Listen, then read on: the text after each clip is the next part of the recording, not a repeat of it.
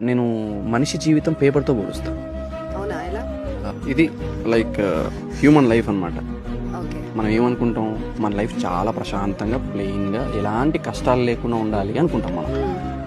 కానీ ఒక్క ప్రాబ్లం వచ్చినా నిలబడలేం, అవును. పడిపోతాం. మ్మ్. కానీ నేనేమని చెప్తా అంటే, స్నేహితులు చేసిన మోసాలని అనుభవించు, ఇంట్లో జరిగిన అవమానాలని అనుభవించు, ఫినాన్షియల్ సిచ్యువేషన్ అనుభవించు, ప్రేమలో మోసపో, నలిగిపో.